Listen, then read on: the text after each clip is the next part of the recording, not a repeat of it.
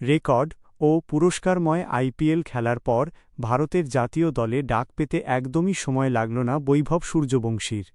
England ও আয়ারল্যান্ডের বিপক্ষে সামনে ২টি টি-২০ সিরিজের দলে সুযোগ পেলেন ১৫ বছর বয়সী এই ব্যাটার। সামাজিক যোগাযোগ মাধ্যমে এক বার্তায় আয়ারল্যান্ড ও ইংল্যান্ড সফরের জন্য ১৬ সদস্যের দল ঘোষণা করেছে ভারতের ক্রিকেট বোর্ড বিসিসিআই, যেখানে বড় চমক সূর্যবংশীর অন্তর্ভুক্তি। এছাড়া চমক রয়েছে আরও। ভারতকে ২০২৬ সালের টি-২০ বিশ্বকাপ জিতিয়েও ঠিক পরের সিরিজে দল থেকে বাদ পড়ে গেলেন সূর্যকুমার যাদব। তার জায়গায় সামনের ২ সিরিজে ভারতকে নেতৃত্ব দেবেন শ্রেয়াস আইয়ার।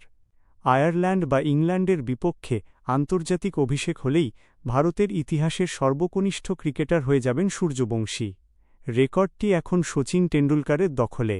১৯৮৯ সালে ১৬ বছর ২০৫ দিন বয়সে আন্তর্জাতিক অভিষেক হয়েছিল ভারতের কিংবদন্তি ব্যাটারের।